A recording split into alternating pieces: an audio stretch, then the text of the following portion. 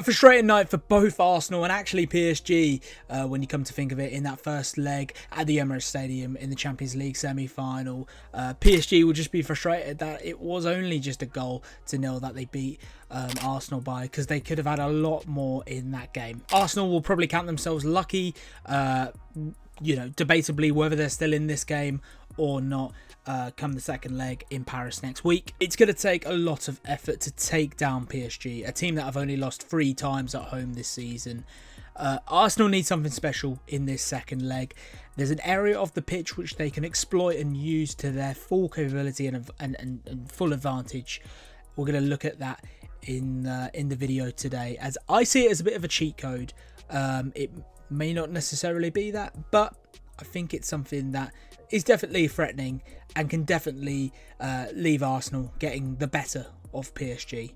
We'll look at that later on. Just in the basics so far though, Thomas Partey being back, it's obviously going to leave Rice to just go up further up the field at times. All down to context, obviously, you know, context of the game. You know, if PSG are going to do that typical thing that they've done in the first leg with overloading bodies into the box, then Rice's defensive duties will certainly be needed. Just real quickly on the tactic board here of just Arsenal's setup. Yeah, so Partey just kind of being with that kind of back line of 4. Rice, obviously, like I said, that keyword context. If PSG will overload bodies, he'll be within the mix there too.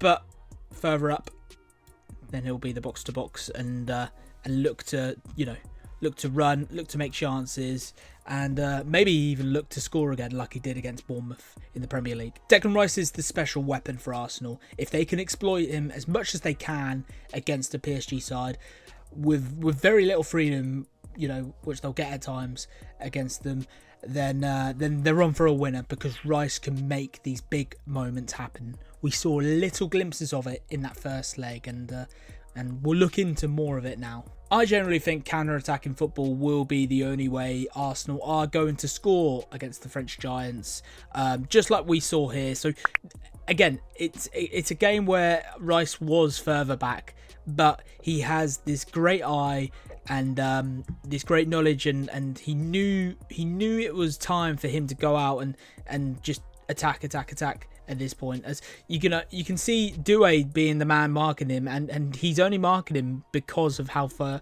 back he was. But the good agility he has up the field, his use of knowing that Hakimi is just there, because Hakimi's role of the shadow striker leaves so much room on that left hand side. Why has Trossard got all that room on the left hand side? Because Hakimi is one of the highest in terms of good, but also high playing wing backs in the world. Like I said, essentially he is that shadow striker. He's in the box more times than he is the traditional right back, or certainly he was in this game anyway. Rice goes forward, knows there's a moment going on, knows there's space on the left, and will find Trossard. He finds Trossard, and João Neves isn't really a temporary right back. He's just a midfielder. You know, if Hakimi's going up the field, then one goes back to be a right back. No, not in this case. João Neves isn't really a temporary right back. That is the golden rule and the exploitation that Arsenal need to use against PSG. The left side is the right side, and I'm going to mention that a lot in this video. But we saw the chance go forward, and if we just go further on to this screen grab, Trossard had a chance. He's through on goal. João Neves couldn't keep up with him. And in fact, just look at this here. So between Marquinhos and Pacheco, we've got Martinelli in the pocket of space. It's a bit of a shame that Saka's so further back. Imagine if he was just, you know, mirroring that line of the attack. But Trossard is in, and of course, as we know, there was a shot that was taken on there, but he didn't get it past Donnarumma. Now, in this screen grab that I've got, Hakimi isn't even here. You know, like it's just all about João Neves, and it comes down to, can he defend? Can he cover as much area of the pitch as he can? You know, like Marquinhos can do, like seemingly like Pacheco can do. The answer is no, really. You know, he's allowed Trossard just to fly away with the ball, And maybe it's just PSG's concerning use of not having a temporary right back, and the memo or the motto of the game at this point was, we need more than just a goal. This is the first leg, and the realization is there is the second leg, of course, but PSG knew they needed more than just that goal, so they stuck with that high attacking flair of getting that overload of players in the Arsenal box. And of course, they scored first, so, they have more freedom than Arsenal, essentially. We also saw it at this moment in the game too, just before half-time. At this point, we've got Martinelli being on the left-hand side, but Lewis Skelly just going forward or being in more of a forward role, out of the left-back role, and just trying to make a moment, make one of them big moments happen, because, in a Champions League game, you have to make them yourself sometimes, and it's been seen before. But, I believe it, we've got Makinos, Pacheco and Mendes. Normally, that's how things go with PSG, a back three line. And if we just move it across now to our footy tactic board, PSG go with this. It's may start with a back four line on paper, but it's just a back three.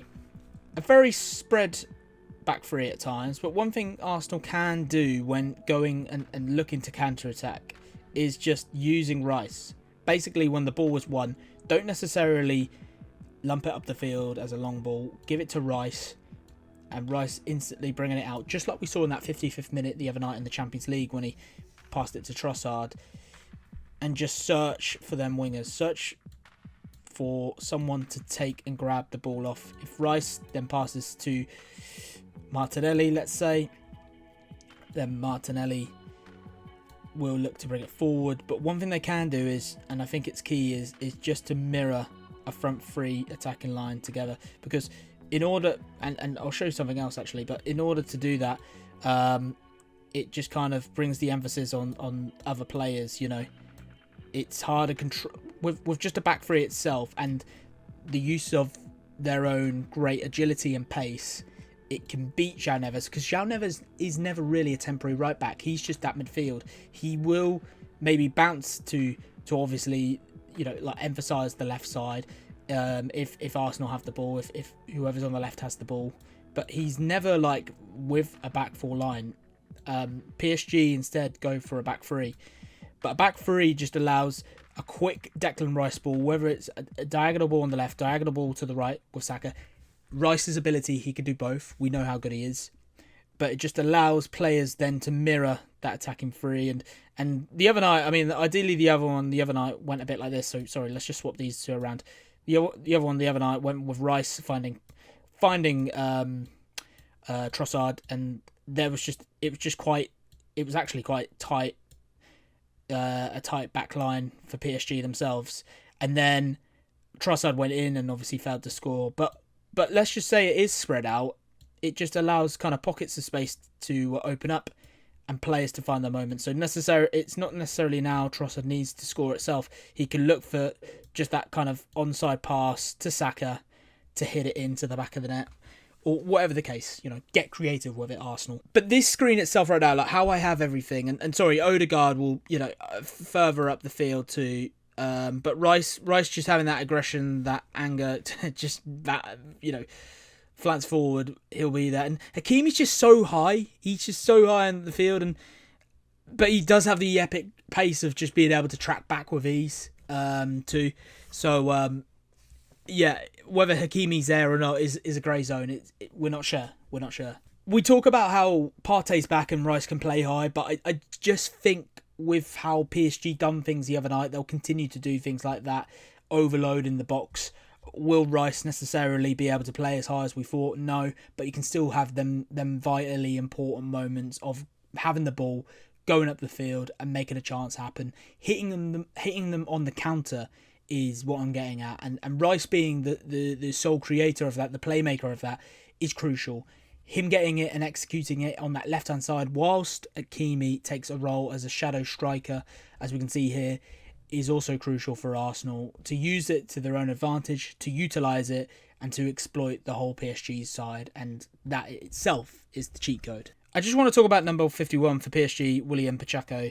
Let's just transition to this screen grab here. This was the game that Nice beat PSG 3-1, and I think they're the only team in the league this season who have beaten PSG at home. But look at this here. So a pass gets put in. Buonanne for Nice picks up the ball, and he just actually if we look at this next screen grab here, he actually brings William Pacheco out of his area. So it was originally a back three, as we could see.